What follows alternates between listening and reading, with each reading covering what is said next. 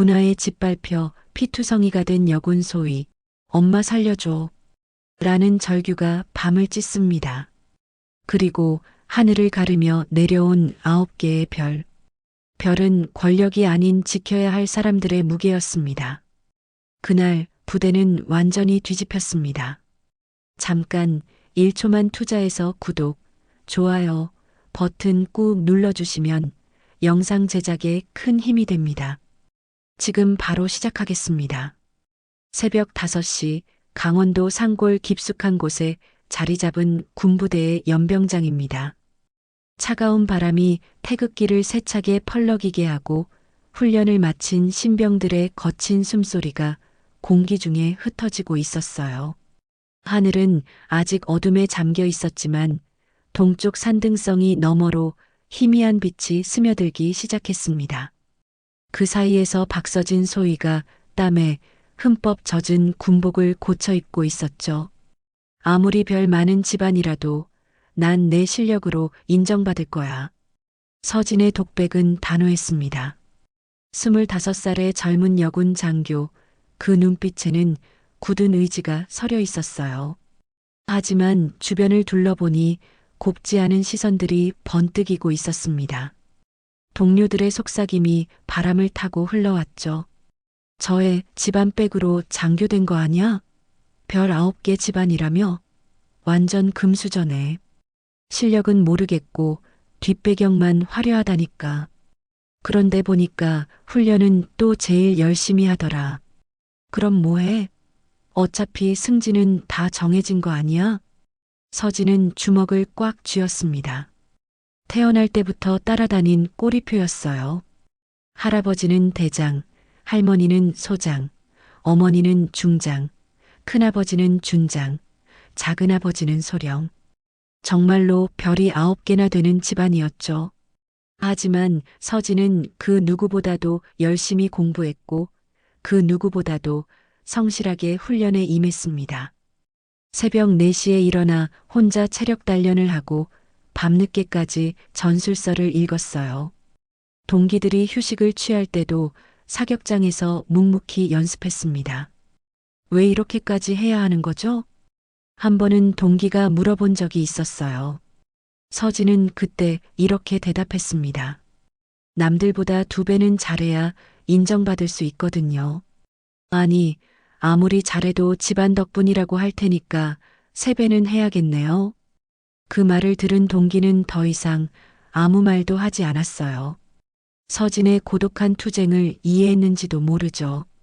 한편 멀리 서울의 낡은 집 마당에서는 다른 풍경이 펼쳐지고 있었어요. 박기봉 대장이 달아버린 군번줄을 손에 쥔 채 태극기를 바라보고 있었습니다. 92살의 노인이지만 그 등은 여전히 곧게 펴져 있었죠. 군번줄의 금속 부분은 세월의 때가 묻어 누렇게 변색되었지만 여전히 반짝이는 부분이 있었어요. 별은 영광이 아니라 책임이었지. 기봉 대장의 중얼거림이 바람에 실려갔습니다. 평생을 군인으로 살아온 그의 얼굴에는 깊은 주름이 새겨져 있었어요.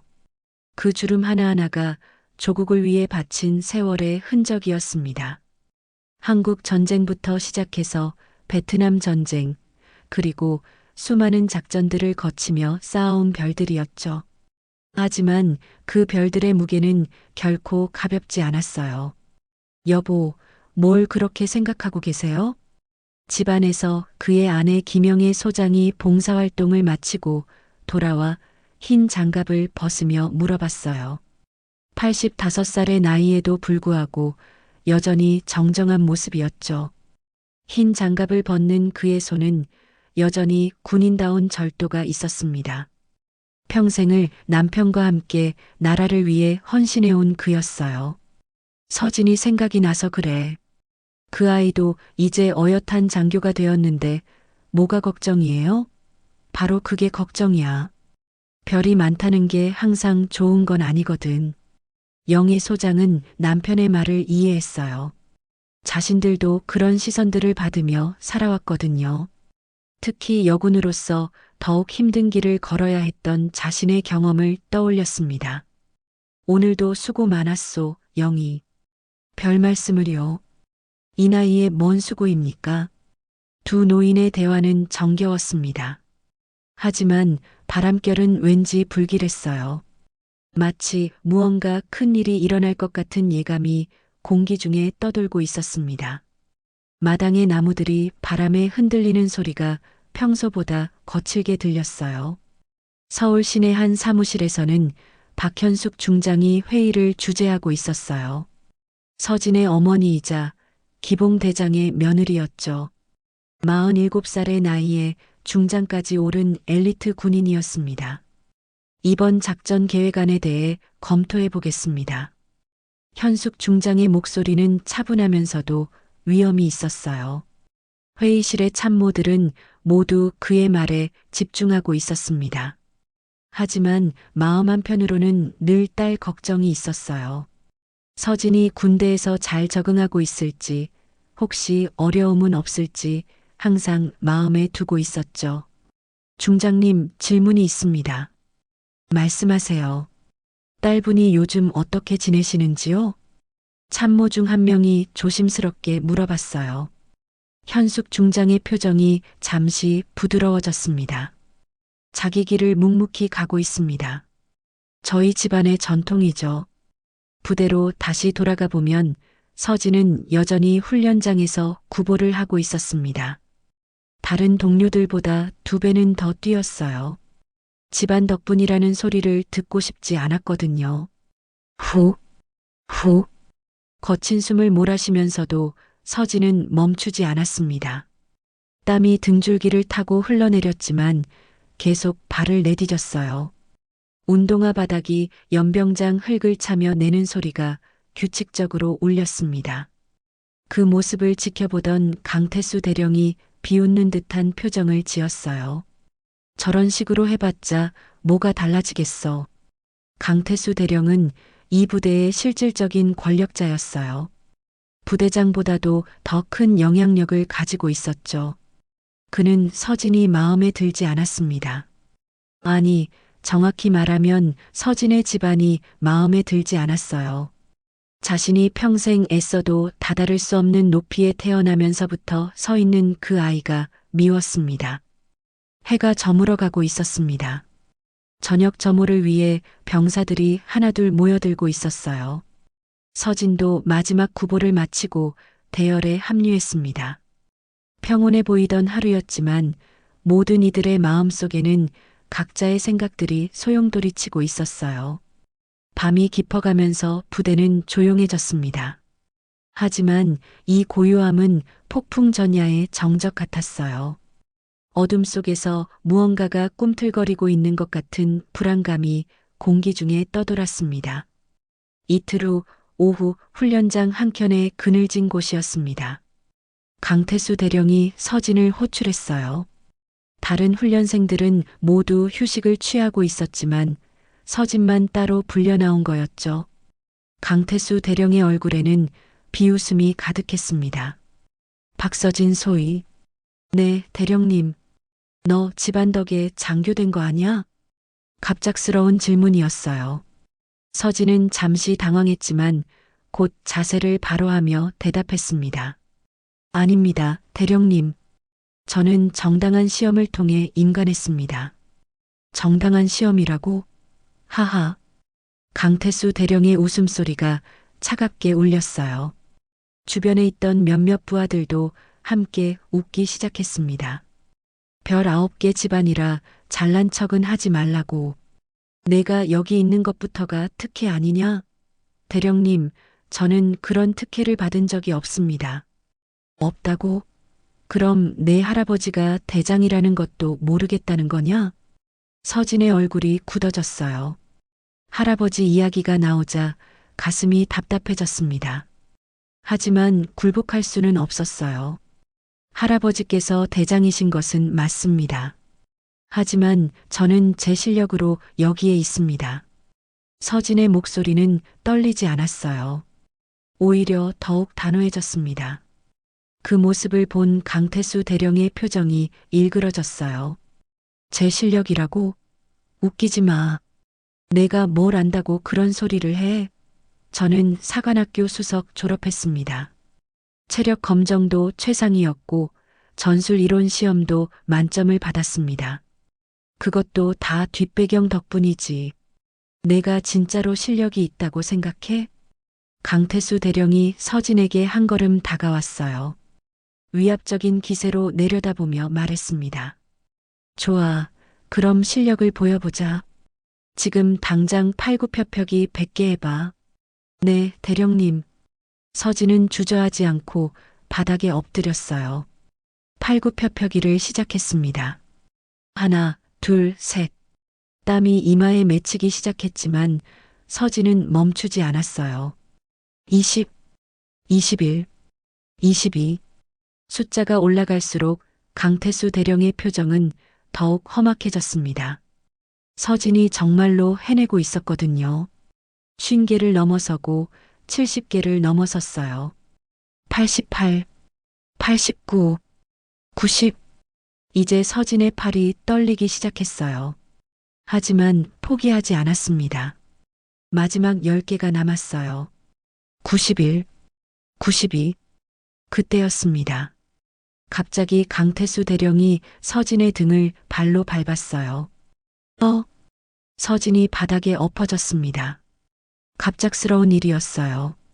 뭐 하는 거예요, 대령님? 실력을 보여달라고 했잖아. 이런 상황에서도 할 수 있나 보자. 강태수 대령의 목소리에는 악의가 가득했어요. 서진이 일어나려고 하자 다시 발로 눌렀습니다. 일어나지 마. 계속해. 이건 부당합니다. 부당하다고? 군대에서 부당한 게 어디 있어? 너같이 집안 백으로 온 애들이 진짜 실력을 보여줘야 하는 거 아니야? 서진은 이를 악물었어요. 강태수 대령의 발 아래에서도 팔굽혀펴기를 계속 시도했습니다. 93, 94. 하지만 강태수 대령은 더욱 세게 밟았어요. 이제는 완전히 괴롭히는 모습이었습니다. 못하겠네? 역시 실력은 없고 입만 살았구나. 그 순간 주먹이 날아왔어요. 강태수 대령이 서진의 뺨을 때린 거였죠. 턱! 서진의 고개가 옆으로 꺾였어요. 뺨이 화끈거렸습니다. 하지만 더 충격적인 건 다음이었어요. 내 놈 같은 애들 때문에 진짜 실력 있는 애들이 묻히는 거야. 강태수 대령이 군화로 서진의 어깨를 밟았어요. 그리고 옆구리도 발로 찼습니다. 으악! 서진이 신음을 내뱉었어요. 예상치 못한 폭력이었습니다. 주변에 있던 동료들은 모두 충격에 빠져 있었어요. 하지만 아무도 나서지 못했습니다. 대령님, 그만하십시오. 서진이 간신히 소리쳤어요. 하지만 강태수 대령은 멈추지 않았습니다. 그만하라고? 내가 나한테 명령해? 별 9개 집안이라고 해서 나한테 명령할 수 있다고 생각해? 또 다른 발차기가 날아왔어요. 이번에는 등짝이었습니다. 서진이 바닥에 납작 엎어졌어요. 입에서 피가 흘러나왔어요. 입술이 터진 거였죠. 강태수 대령은 그제야 만족한 듯 미소를 지었습니다. 이제 알겠지? 내가 여기서 뭘 해봤자 소용없어. 집안 덕분에 온 건 변하지 않거든. 서진은 바닥에 엎드린 채로 강태수 대령을 올려다봤어요. 눈에는 굴복하지 않는 의지가 여전히 타오르고 있었습니다. 저는 포기하지 않을 겁니다. 그 말을 들은 강태수 대령이 다시 화를 냈어요. 포기하지 않는다고? 좋아, 그럼 끝까지 해보자. 밤이 되었어요. 생활관에는 정적이 흘렀습니다. 서진은 침대 구석에 웅크리고 앉아 있었어요. 온몸이 아팠습니다. 멍든 곳을 만져보니 아직도 욱신거렸어요. 동료들은 모두 잠든 척했어요. 아무도 서진에게 말을 걸지 않았습니다. 두려워하고 있는 게 분명했어요. 강태수 대령의 권력 앞에서는 모두가 침묵할 수밖에 없었습니다. 왜 아무도 도와주지 않았을까? 서진의 마음이 무너져 내렸어요. 육체적 고통보다도 이 고립감이 더 아팠습니다. 혼자라는 생각이 들자 눈물이 흘러내렸어요. 부대는 조용히 이 일을 덮어버렸습니다. 마치 아무 일도 없었다는 듯이요. 강태수 대령의 영향력 앞에서는 진실도 묻힐 수 있었어요. 서진은 휴대폰을 꺼냈어요. 떨리는 손으로 어머니에게 전화를 걸려고 했지만 망설여졌습니다. 이런 일을 알리면 가족들이 걱정할 게 뻔했거든요.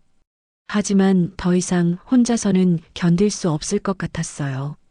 어떻게 해야 하지? 깊은 밤 서진의 한숨이 생활관에 울려 퍼졌습니다. 아무도 모르게 큰 변화의 서막이 오르고 있었어요. 그날 밤 서진은 생활관 침대에 누워 천장을 바라보고 있었어요. 온몸이 아팠지만 잠이 오지 않았습니다. 멍든 어깨와 옆구리가 욱신거렸고 터진 입술에서는 아직도 피맛이 났어요. 하지만 육체적 고통보다 더 견디기 힘든 건 이 절망감이었습니다. 동료들의 규칙적인 숨소리가 들려왔어요. 모두 깊이 잠들어 있는 것 같았습니다. 아니, 정확히는 잠든 척하고 있는 거였죠. 낮에 일어난 일을 모두가 알고 있었지만 아무도 모르는 척했어요. 강태수 대령의 권력 앞에서는 모든 게 무력했습니다. 이대로 포기해야 하나? 서진의 마음에 처음으로 좌절감이 스며들었어요. 아무리 노력해도, 아무리 실력을 보여줘도 결국 집안 덕분이라는 꼬리표를 떼지 못할 거라는 생각이 들었습니다. 그리고 이런 부당한 폭력 앞에서도 아무도 도와주지 않는다는 현실이 너무 처참했어요. 휴대폰을 조심스럽게 꺼냈습니다. 화면에 밝은 빛이 어둠을 가득 메웠어요. 엄마에게 전화를 걸까 하다가도 망설여졌습니다. 이런 일을 알리면 가족들이 얼마나 걱정할지 뻔했거든요. 특히 엄마는 자신 때문에 딸이 고생한다고 자책할 게 분명했어요. 하지만 더 이상은 혼자서 견딜 수 없을 것 같았습니다. 떨리는 손가락으로 메시지 창을 열었어요. 무엇부터 써야 할지 모르겠더라고요. 어떻게 설명해야 할지, 어떤 말로 표현해야 할지 막막했습니다. 한참을 고민하다가 서진은 간단한 메시지를 입력했어요.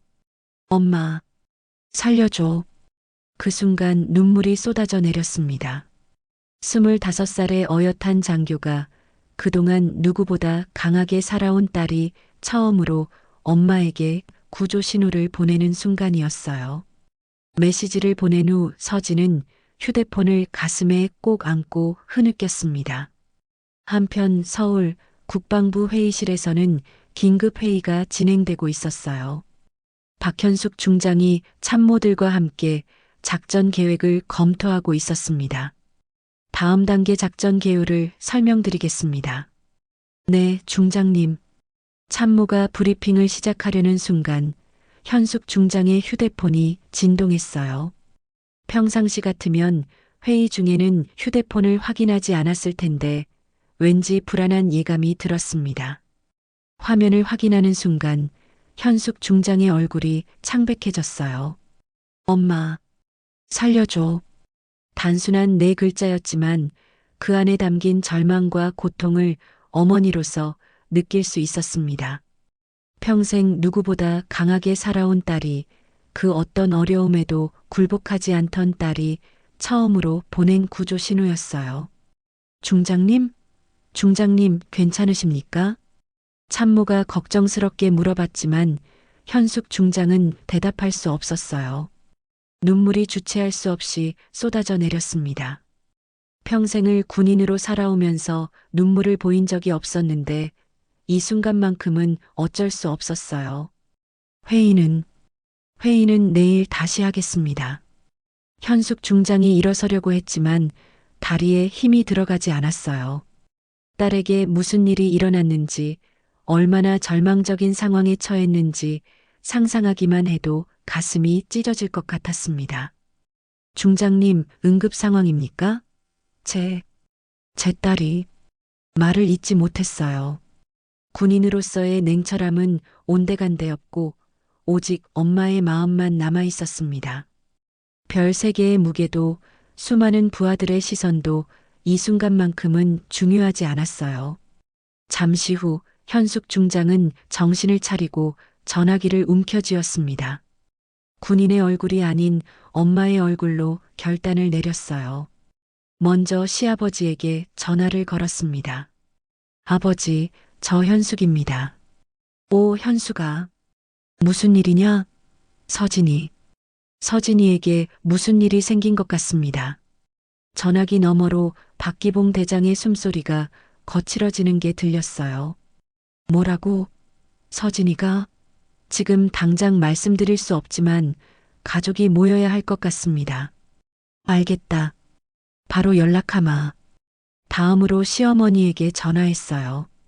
어머니, 저예요. 현수가 목소리가 왜 그러니? 서진이 일로 연락드렸어요. 지금 당장 오셔야 할 것 같습니다. 김영희 소장도 즉시 상황의 심각성을 파악했어요. 알았다. 지금 나가마. 마지막으로 형님들에게도 연락했습니다. 박민수 준장에게 먼저 전화를 걸었어요. 오빠, 저 현숙이에요. 현수가 무슨 일이야? 서진이. 서진이에게 급한 일이 생겼어요. 지금 당장 와주세요. 뭐라고? 서진이가? 알겠어. 바로 갈게. 박도연 소령에게도 똑같은 내용으로 연락했어요. 도연아, 너도 지금 당장 와. 누나, 무슨 일인데? 나중에 설명할게. 일단 헬기 준비해. 모든 연락을 마친 현숙 중장은 가족들을 한 번에 소집할 수 있는 연락망을 가동했어요. 박기봉 대장 집에서 만나기로 했습니다. 아버지, 어머니, 민수 오빠, 도연아, 집결해. 지금 당장. 그 목소리에는 평소의 차분함 대신 절박함이 가득했어요. 군인으로서가 아니라 엄마로서, 그리고 이 가문의 며느리로서 내린 명령이었습니다. 1시간 후 박기봉 대장의 집에는 별 9개가 모였어요. 대장 1개, 소장 1개, 중장 1개, 준장 1개, 소령 1개. 이런 집결은 가족 역사상 처음 있는 일이었습니다. 현수가 도대체 무슨 일이냐? 박기봉 대장이 심각한 표정으로 물어봤어요. 현숙 중장은 서진에게서 받은 메시지를 보여줬습니다. 엄마, 살려줘. 그 4글자를 본 순간 모든 이들의 얼굴이 굳어졌어요. 특히 김영애 소장은 당장 달려가겠다고 했습니다. 지금 당장 가야겠어. 우리 손녀가 뭔 일을 당한 거야? 진정하십시오, 어머니. 먼저 상황을 파악해야 합니다. 박민수 준장이 차분하게 말했지만 그의 주먹도 떨리고 있었어요. 도연아, 헬기 준비는 됐지? 네, 언제든지 출발 가능합니다. 박도연 소령의 대답에 모든 이들이 고개를 끄덕였어요. 이제 정말로 움직일 때가 온 것 같았습니다. 밤하늘을 가르며 곧 9개의 별이 한 곳을 향해 날아갈 준비가 되었어요. 새벽 2시 강원도 산골의 군부대는 깊은 잠에 빠져 있었습니다. 초병들조차 졸음에 겨워하고 있을 시간이었어요. 그런데 갑자기 멀리서 헬기 소리가 들려오기 시작했습니다. 드르르르, 드르르르. 처음에는 희미했던 소리가 점점 커져왔어요. 위병소 헌병이 고개를 들어 하늘을 바라봤습니다. 저게 뭐지? 밤하늘을 가르며 한 대의 군용 헬기가 부대 상공에 나타났어요. 헬기의 전조등이 연병장을 환하게 비추기 시작했습니다. 조종석에서는 박도연 소령이 무전기를 잡고 외치고 있었어요. 타워, 타워. 착륙 허가 요청합니다. 어디 소속 헬기인가요? 사전 허가가. 긴급 상황입니다. 즉시 착륙하겠습니다. 부대 전체가 소란스러워지기 시작했어요. 헬기 소리에 잠이 깬 병사들이 하나둘 밖으로 나와 하늘을 올려다봤습니다. 저게 뭐야? 헬기가 왜 새벽에? 누가 오는 거지? 헬기는 천천히 고도를 낮추며 연병장 중앙에 착륙했어요. 프로펠러 바람이 사방으로 흩어지면서 먼지와 낙엽들이 춤을 췄습니다. 그리고 엔진이 꺼지면서 조용해진 순간 헬기 문이 열렸어요. 첫 번째로 내린 사람은 박기봉 대장이었습니다. 92살의 노인이지만 그 걸음걸이에는 여전히 위엄이 있었어요. 태극기가 바람에 펄럭이는 가운데 대장 계급장이 달린 그의 군복이 달빛에 반짝였습니다. 두 번째로 내린 것은 김영애 소장이었어요. 85살의 나이에도 불구하고 꼿꼿한 자세로 남편 옆에 섰습니다. 소장 계급장이 어깨에서 빛나고 있었죠. 세 번째는 박현숙 중장이었습니다. 평소보다 더 단단한 표정으로 헬기에서 내렸어요. 중장의 위엄이 온몸에서 풍겨나왔습니다. 네 번째는 박민수 준장이었어요. 굳은 얼굴로 주변을 둘러보며 상황을 파악하고 있었습니다. 마지막으로 박도연 소령이 헬기에서 내렸어요. 조종사 헬멧을 벗으며 말했습니다. 착륙 완료했습니다. 바람이 태극기를 더욱 세차게 펄럭이게 했어요. 그 바람 속에서 9개의 별이 반짝였습니다. 대장 1개, 소장 1개, 중장 1개, 준장 1개, 소령 1개. 이 모든 별의 무게가 한꺼번에 이 작은 부대에 내려앉았어요. 위병소 헌병들은 얼어붙었습니다. 이런 상황을 본 적이 없었거든요. 저분들, 뭐라고? 전설 아닙니까? 한 헌병이 떨리는 목소리로 말했어요. 다른 헌병도 눈을 크게 뜨며 중얼거렸습니다. 이게 무슨 일이야? 별이 9개라니.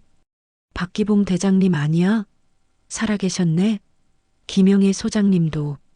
와, 진짜 전설 같은 분들이야.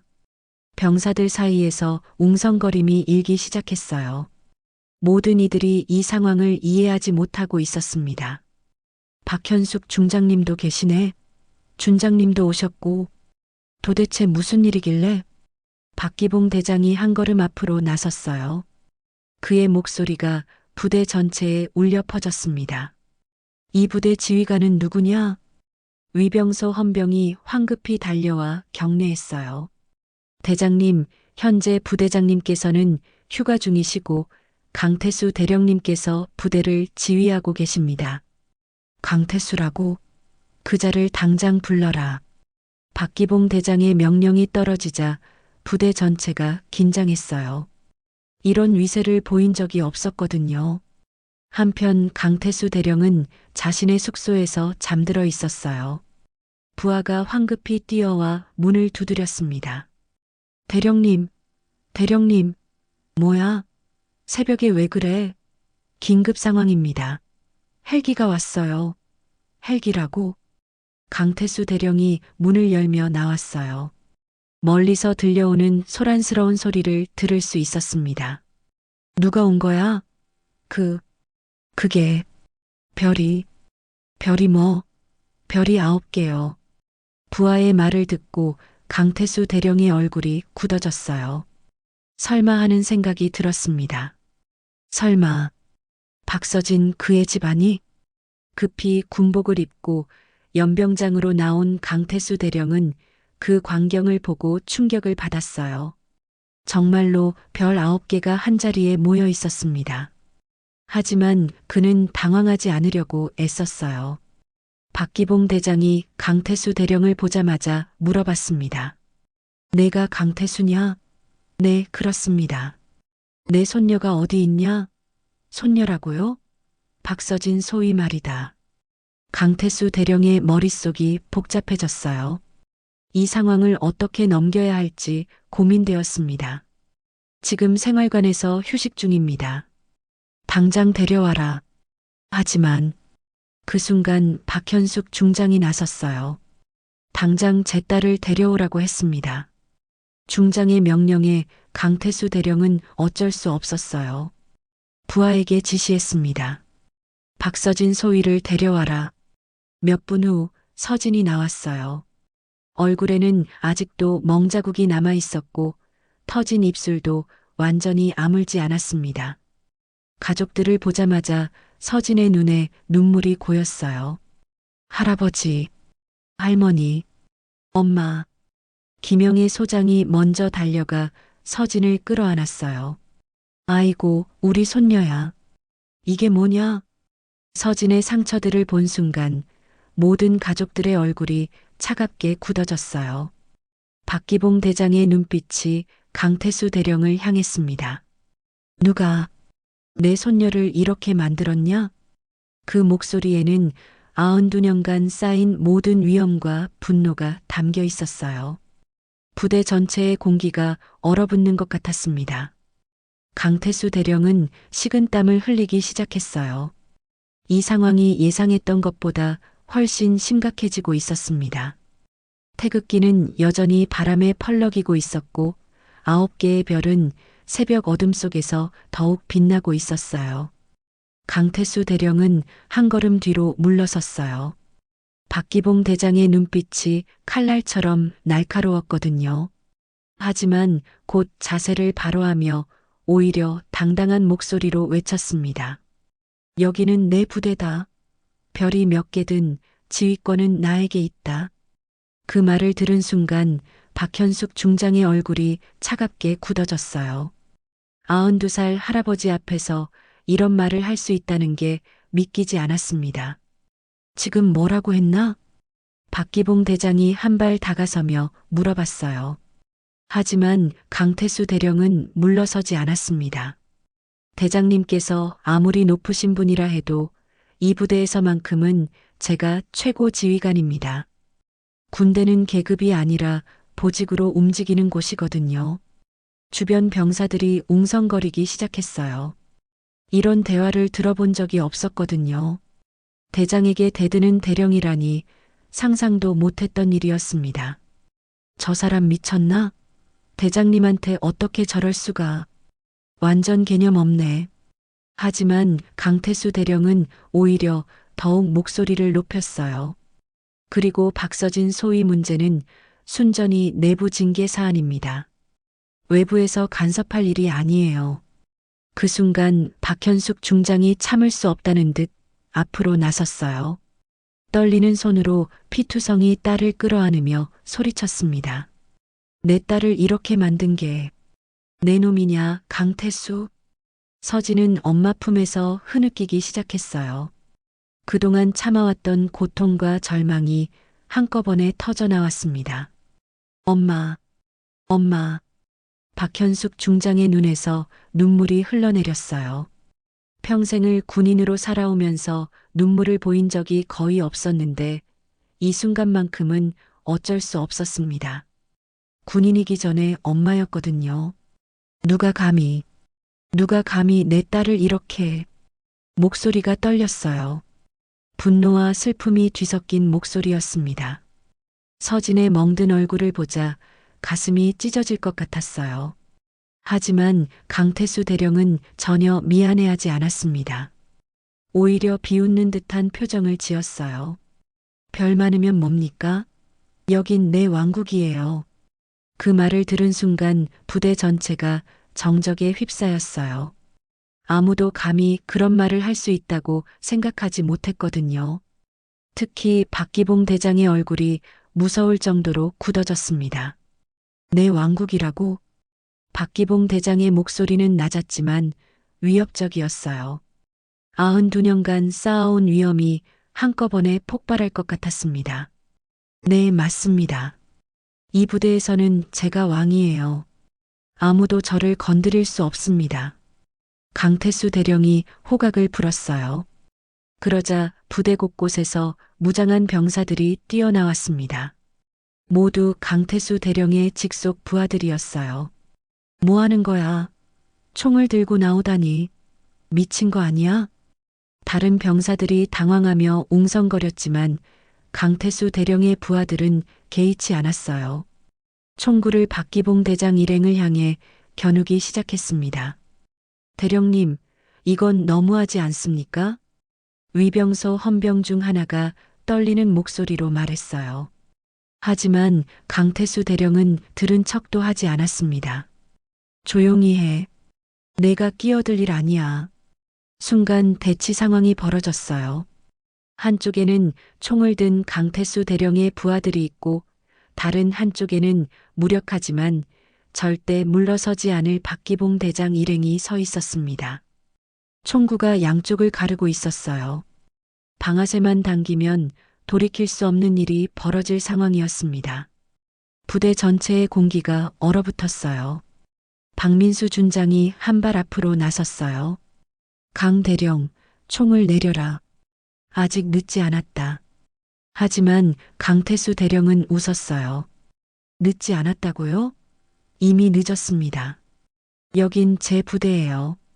제 말을 안 들으면 어떻게 될지 모르죠. 그 순간 박도연 소령이 헬기 쪽으로 움직였어요.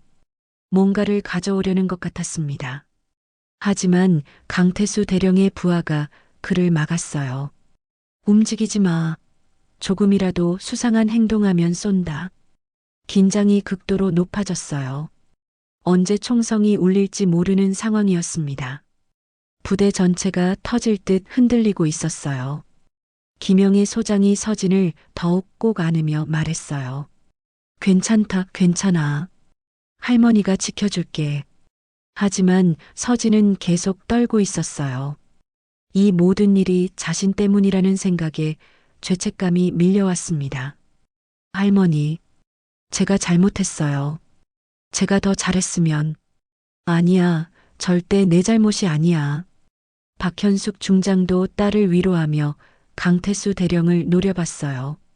강태수, 내가 어떻게 이런 일을 할 수 있냐?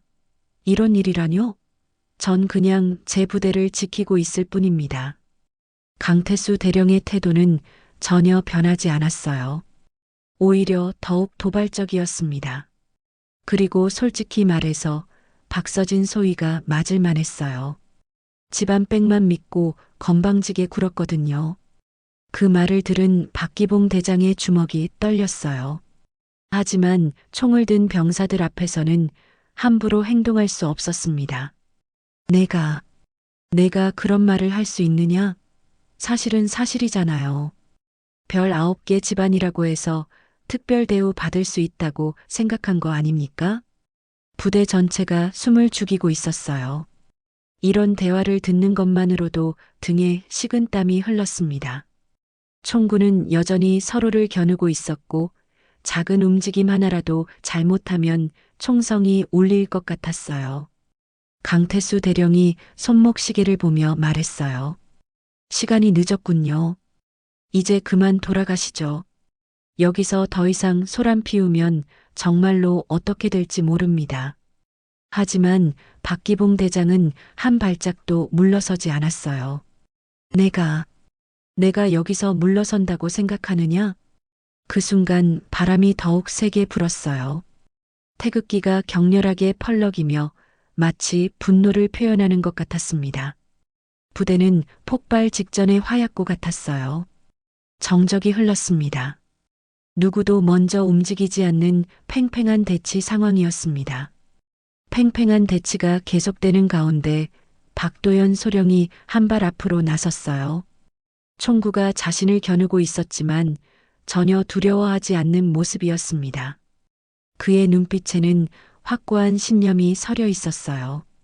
강태수 대령, 도연 소령의 목소리가 어둠을 가득 메웠습니다.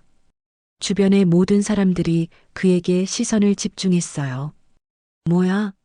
뭔 말하려고? 강태수 대령이 짜증스러운 표정으로 대답했습니다. 하지만 도연 소령은 전혀 위축되지 않았어요. 이 병사들을 보십시오. 도연 소령이 주변의 신병들을 가리키며 말했습니다. 이 아이들이 총을 들고 서 있는 이유가 뭡니까? 진짜 자신들의 의지입니까? 아니면 두려움 때문입니까?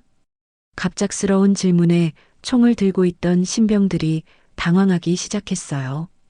그들의 손이 미세하게 떨리고 있었습니다. 말도 안 되는 소리 하지 마. 이들은 내 명령을 따르고 있을 뿐이야. 강태수 대령이 화를 내며 말했지만 도연 소령은 멈추지 않았어요. 너희들 정말로 방아쇠를 당길 수 있겠느냐? 도연소령이 신병들을 향해 직접 물어봤어요. 그의 목소리에는 위협이 아닌 진심이 담겨 있었습니다. 너희가 진짜로 지켜야 할 건 상관이 아니라 동료다. 그 말이 연병장 전체에 울려 퍼졌어요. 신병들의 얼굴에 혼란이 스쳤습니다. 군대는 폭력이 아니라 의리로 세워진다. 도연소령의 외침이 밤 공기를 가득 채웠어요. 그 순간 신병들의 눈빛이 흔들리기 시작했습니다. 소령님, 한 신병이 조심스럽게 입을 열었어요. 저희가 정말 이래도 되는 건가요? 조용히 해. 명령 불복종이야. 강태수 대령이 소리쳤지만 이미 분위기는 변하고 있었어요. 명령 불복종이라고요? 도연소령이 강태수 대령을 향해 물어봤습니다. 잘못된 명령에 복종하는 게 진짜 군인입니까? 아니면 옳은 일을 하는 게 진짜 군인입니까? 신병들이 서로를 바라보기 시작했어요. 그들의 마음속에서 갈등이 일고 있었습니다. 그때 박기봉 대장이 나직하게 중얼거렸어요. 이제 알겠구나. 모든 사람들이 대장의 말에 귀를 기울였습니다. 별은 힘이 아니라 책임이라는 걸. 박기봉 대장의 목소리는 떨렸지만 확신에 찬 것이었어요. 92년을 살아오면서 깨달은 진실이었습니다. 내가 평생 착각하고 있었나 보구나. 별이 많다고 해서 특별한 게 아니야. 별 하나하나가 짊어져야 할 책임의 무게일 뿐이지. 대장의 말을 들은 신병들의 표정이 점점 부드러워졌어요. 처음 들어보는 이야기였거든요. 여러분, 김영희 소장이 신병들을 향해 말했습니다. 저는 85살까지 살면서 많은 걸 봐왔어요. 권력으로 남을 누르는 사람들, 힘으로 약한 사람을 괴롭히는 사람들. 하지만 그런 사람들은 결코 존경받지 못했습니다. 소장의 말에 신병들이 하나둘 고개를 끄덕이기 시작했어요. 진짜 군인은 약한 사람을 지키는 사람입니다. 자신보다 어린 후배를, 힘없는 동료를 보호하는 사람이에요. 그 순간 한 신병이 총을 천천히 내려놓았어요. 죄송합니다, 대령님. 저는 더 이상 이럴 수 없겠습니다. 뭐라고? 너. 강태수 대령이 화를 냈지만 이미 다른 신병들도 하나둘 총을 내려놓기 시작했어요. 저도 마찬가지입니다. 저희는 박서진 소위님을 지켜야 합니다. 이건 옳지 않아요. 신병들이 차례로 총을 내려놓자 강태수 대령의 얼굴이 창백해졌어요. 자신의 권력 기반이 무너져 내리고 있었거든요. 너희들 다 반란 일으키는 거야? 하지만 박민수 준장이 차분하게 말했습니다. 반란이 아닙니다. 이건 올바른 선택이에요. 준장이 신병들을 향해 말했어요. 여러분이 지금 한 선택이 진짜 군인의 선택입니다. 잘못된 명령에 맞서는 용기, 약한 사람을 지키려는 의지. 이런 게 바로 군인 정신이에요. 신병들의 얼굴에 자부심이 떠올랐어요. 처음으로 자신들이 옳은 일을 했다는 확신이 들었습니다. 박현숙 중장이 서진을 더욱 꼭 안으며 말했어요. 봐라, 서진아. 이 젊은 친구들이 너를 지켜주고 있어. 서진이 고개를 들어 신병들을 바라봤어요. 그들의 눈빛에서 따뜻함을 느낄 수 있었습니다. 고맙습니다. 서진의 작은 목소리에 신병들이 미소를 지었어요. 한 신병이 앞으로 나와 말했습니다. 소위님, 저희가 앞으로 보호해드리겠습니다. 이런 일은 다시는 일어나지 않을 거예요. 다른 신병들도 고개를 끄덕였어요. 맞습니다. 저희가 있는 한 누구도 소위님을 괴롭히지 못할 거예요. 강태수 대령은 완전히 고립되었어요. 자신을 따르던 부하들마저 등을 돌렸습니다. 이제 혼자만 남았어요. 너희들 후회하게 될 거야. 하지만 아무도 그의 말을 듣지 않았어요. 오히려 연민의 시선으로 바라볼 뿐이었습니다. 박기봉 대장이 신병들을 향해 말했습니다. 고맙다, 젊은 친구들아. 너희들이 보여준 용기가 이 부대를 바꿀 거야. 신병들이 일제히 격려했어요. 하지만 이번 격려는 억지로 하는 게 아니라 진심에서 우러나오는 것이었습니다. 대장님께 격려. 그 소리가 연병장 전체에 울려 퍼졌어요. 태극기는 여전히 바람에 펄럭이고 있었지만 이제는 희망의 바람 같았습니다. 박도연 소령이 강태수 대령을 바라보며 말했어요. 대령님도 아직 늦지 않았습니다. 잘못을 인정하시면 됩니다. 하지만 강태수 대령은 여전히 고개를 돌렸어요. 자신의 잘못을 인정하고 싶지 않았거든요. 밤이 깊어가고 있었지만 부대의 분위기는 완전히 바뀌었어요. 이제 진짜 변화가 시작될 수 있을 것 같았습니다. 헬기 불빛이 연병장 전체를 환하게 비추고 있었어요. 그 빛 아래에서 강태수 대령과 9개의 별을 단 가족이 마주서 있었습니다. 완전히 고립된 강태수 대령의 얼굴에는 절망과 분노가 뒤섞여 있었어요. 이럴 수는 없어. 이럴 수는 없다고. 강태수 대령이 소리쳤습니다. 자신이 쌓아온 모든 것이 한순간에 무너져 내리는 걸 받아들일 수 없었어요. 끝까지 버티겠다면 박기봉 대장이 한 발 앞으로 나서며 말했습니다. 별의 무게를 보여주마.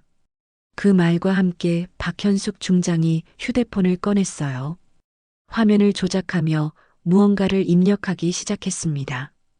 뭐 하는 거야? 강태수 대령이 불안한 표정으로 물어봤지만 현숙 중장은 대답하지 않았어요.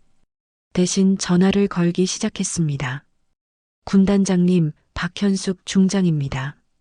전화 너머로 긴급한 목소리가 들려왔어요. 긴급 상황 보고드립니다.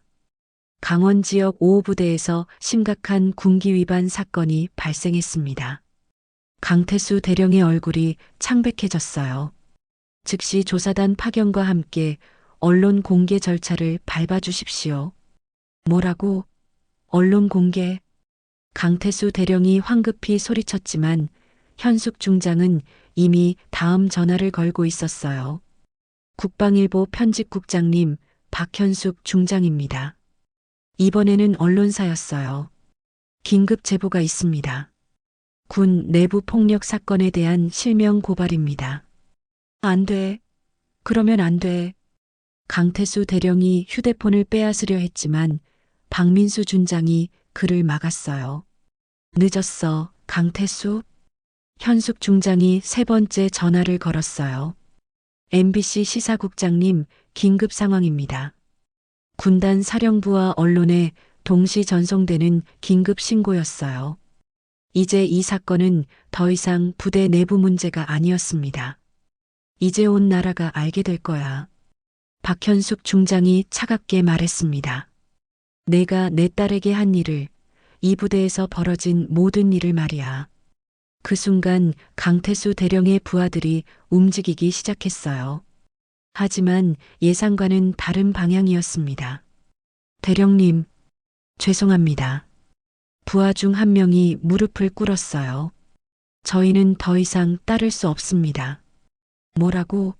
너희들이 나를 배신한다는 거야? 강태수 대령이 믿을 수 없다는 표정으로 외쳤습니다. 배신이 아닙니다.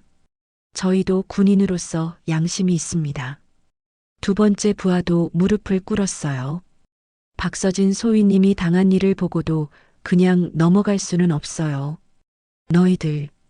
너희들도. 세 번째, 네 번째 부하들이 차례로 무릎을 꿇기 시작했어요. 강태수 대령을 따르던 모든 사람들이 등을 돌리고 있었습니다. 대령님, 잘못하셨습니다. 인정하세요. 마지막 부하마저 무릎을 꿇자 강태수 대령은 완전히 혼자가 되었어요. 사면 초가였습니다. 안 돼. 난 이 부대의 신이야. 강태수 대령이 절망적으로 소리쳤어요. 자신이 쌓아온 모든 권력이 한순간에 무너져 내리는 걸 받아들일 수 없었습니다. 신이라고? 박민수 준장이 차가운 목소리로 말했습니다. 군대에 신은 없어. 있는 건 책임뿐이야. 준장이 강태수 대령에게 한 걸음 다가갔어요. 너는 지휘관으로서의 책임을 져버렸어. 부하를 지켜야 할 의무를 팽개쳤고 나는 강태수 대령이 말을 잇지 못했어요. 변명할 거리가 없었거든요. 군인은 신이 아니다. 박민수 준장의 목소리가 연병장 전체에 울려 퍼졌어요. 책임자일 뿐이다. 그 말과 함께 준장이 강태수 대령의 어깨를 짚었어요. 제압하는 것이었습니다. 으악, 놓으라고. 강태수 대령이 발버둥쳤지만 소용없었어요. 박민수 준장의 힘에 눌려 무릎을 꿇을 수밖에 없었습니다. 이제 끝났어, 강태수. 박기봉 대장이 내려다보며 말했습니다. 내가 쌓아온 권력의 성이 무너진 거야. 주변의 병사들이 모두 지켜보고 있었어요. 그들의 눈빛에는 더 이상 두려움이 없었습니다. 오히려 후련함이 가득했어요. 소위님 괜찮으세요? 한 병사가 서진에게 다가와 물어봤습니다. 네. 고마워요. 서진이 작은 목소리로 대답했어요. 처음으로 마음이 놓이는 것 같았습니다. 김영애 소장이 서진의 머리를 쓰다듬으며 말했습니다. 이제 정말 끝났구나. 우리 손녀 더 이상 아프지 않을 거야. 멀리서 사이렌 소리가 들려오기 시작했어요. 군 수사기관과 언론사의 차량들이 부대를 향해 오고 있었습니다. 저들이 왔네. 박도연 소령이 하늘을 가리키며 말했습니다. 또 다른 헬기들이 나타나고 있었어요. 이제 정말로 모든 게 밝혀질 거야. 박현숙 중장이 딸을 끌어안으며 말했습니다.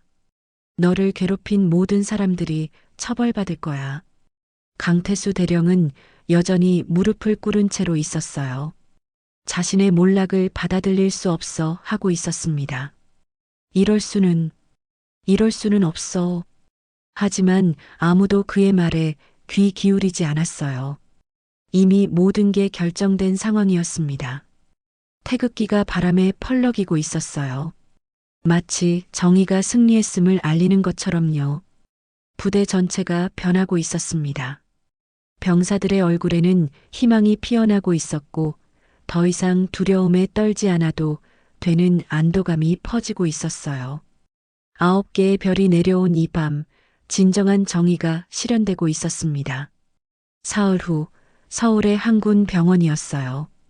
하얀 침대 위에서 서진이 천천히 눈을 떴습니다. 얼굴에 멍은 많이 가셨지만 아직도 자국이 남아 있었어요. 침대 옆에는 흰 장갑을 낀 할머니와 눈물 자국이 선명한 어머니가 앉아 있었습니다. 할머니, 엄마. 서진이 작은 목소리로 불렀어요. 김영애 소장이 즉시 손녀의 손을 잡았습니다. 깨어났구나, 우리 서진아. 할머니의 목소리는 부드러웠어요. 평생을 군인으로 살아온 그이지만 이 순간만큼은 그냥 할머니였습니다. 할머니, 제가 잘못했어요. 서진의 눈에 눈물이 맺혔어요. 그동안 참아왔던 죄책감이 한꺼번에 쏟아져 나왔습니다. 제가 더 잘했으면, 제가 더 강했으면 이런 일은 일어나지 않았을 텐데. 아니야. 김영애 소장이 단호하게 말했어요. 괜찮아. 내 잘못이 아니야. 할머니의 손이 서진의 머리를 부드럽게 쓰다듬었어요. 그 손길에는 평생의 사랑이 담겨 있었습니다. 내가 잘못한 건 하나도 없어. 잘못한 건 너를 괴롭힌 그 사람들이야. 박현숙 중장도 딸의 다른 손을 잡으며 말했습니다. 서진아, 엄마가 미안해. 내가 너를 더 잘 보살펴줬어야 했는데. 엄마 잘못이 아니에요. 서진이 고개를 저었어요. 저도 이제 깨달았어요. 별이 많다는 게 얼마나 큰 부담인지, 그리고 그 별들이 얼마나 무거운 책임인지. 서진의 목소리가 떨렸어요. 이제 알았어요. 별은 특혜가 아니라 무게라는 걸. 그 말을 들은 할머니와 엄마의 눈에서 눈물이 흘러내렸어요. 서진이 진정으로 성장했음을 느낄 수 있었습니다. 그래, 맞아. 우리 서진이가 이제 진짜 어른이 됐구나. 김영희 소장이 미소를 지으며 말했습니다. 같은 시각 전국의 언론은 이 사건을 대서특필하고 있었어요. 뉴스 화면에는 별 9개 가족의 부대 응징이라는 제목이 큼지막하게 떠 있었습니다. 어젯밤 강원도의 한 군부대에서 충격적인 사건이 벌어졌습니다. 박서진 소위에 대한 폭행 사건을 수사하기 위해 박기봉 대장을 비롯한 가족들이 직접 부대에 나타났는데요. 앵커의 목소리가 차분하게 사건을 전했어요. 특히 92세의 박기봉 대장이 직접 헬기를 타고 손녀를 구하러 나선 모습은 많은 국민들에게 감동을 주고 있습니다. 뉴스를 본 국민들의 반응은 뜨거웠어요. 인터넷에는 댓글들이 폭주하고 있었습니다. 진짜 멋있다. 92살에 헬기 타고 손녀 구하러 가시다니. 이런 게 진짜 군인 정신이지. 강태수 같은 놈은 군대에서 쫓아내야 해. 우리 사회도 이제 변해야 한다. 더 이상 이런 부조리를 묵과하면 안 돼. 사회는 들끓고 있었어요. 군대 내 폭력 근절을 요구하는 목소리가 곳곳에서 터져나왔습니다. 군기 확립이라는 명목으로 벌어지는 폭력을 더 이상 참을 수 없다. 우리 아들들이 안전하게 군 복무를 할 수 있어야 한다. 제2의 박서진 사건을 막아야 한다. 시민단체들이 나서기 시작했고 정치권에서도 관련 법안을 준비하겠다고 발표했어요. 일주일 후 국방부에서는 긴급 기자회견을 열었습니다. 이번 사건을 계기로 군내 폭력 척결을 위한 전면적인 개혁을 실시하겠습니다. 국방부 장관의 발표였어요. 강태수 대령은 즉시 파면되었으며 관련자들에 대한 수사가 진행 중입니다. 또한 모든 부대에 상급자 폭력 신고 시스템을 구축하겠습니다. 변화의 바람이 불기 시작했어요. 한 달 후 박기봉 대장의 집 마당이었습니다. 서진은 이제 많이 회복되어 가족들과 함께 태극기 아래 서 있었어요. 할아버지, 할머니, 어머니, 큰아버지, 작은아버지, 9개의 별이 모두 모였습니다. 서진아, 박기봉 대장이 손녀를 부르며 말했습니다. 이번 일로 많이 배웠을 거야. 네, 할아버지. 서진이 고개를 끄덕였어요. 별의 진짜 의미를 알게 되었어요. 박기봉 대장이 하늘을 올려다봤어요. 저녁 하늘에는 별들이 반짝이기 시작하고 있었습니다. 별은 권력이 아니다. 대장의 목소리가 마당에 울려 퍼졌어요. 지켜야 할 사람들의 무게다. 그 말에 모든 가족들이 고개를 끄덕였어요. 평생을 군인으로 살아오며 깨달은 진리였습니다. 우리가 달고 있는 이 별들은 우리를 높여주는 게 아니야. 김영희 소장이 말했습니다. 우리가 보호해야 할 사람들을 상징하는 거지. 박현숙 중장이 딸을 바라보며 말했습니다. 서진아, 앞으로 내가 달게 될 별들도 마찬가지야. 그 별들은 내가 지켜야 할 후배들, 부하들을 의미하는 거야. 네, 엄마. 이제 정말로 알겠어요. 서진의 목소리에는 확신이 담겨 있었어요. 박민수 준장이 조카를 향해 말했습니다. 이번 일로 군대가 조금씩 변할 거야. 내가 겪은 고통이 헛되지 않을 거란 말이야. 박도연 소령도 고개를 끄덕였어요. 맞아. 앞으로는 이런 일이 다시는 일어나지 않도록 우리가 지켜야 해. 하늘에서 별빛이 쏟아지기 시작했어요. 수많은 별들이 가족들을 내려다보고 있었습니다. 마치 조상들이 후손들을 지켜보는 것 같았어요. 박기봉 대장이 마지막으로 말했습니다. 우리는 별을 달고 있지만 진짜 별은 저 하늘에 있는 거야. 저 별들처럼 묵묵히 자기 자리에서 빛을 내는 것, 그게 진짜 군인의 모습이야. 태극기가 저녁바람에 조용히 펄럭였어요. 이제 더 이상 폭풍의 바람이 아니라 평화로운 바람이었습니다. 서진은 가족들에게 둘러싸여 진정한 안식을 느꼈어요. 그리고 앞으로 자신이 걸어가야 할 길도 분명해졌습니다. 별은 높이 있는 것이 아니라 무게를 짊어지고 걷는 것이라는 걸 이제 확실히 알았어요. 하늘의 별빛은 계속해서 이 가족을 비추고 있었습니다.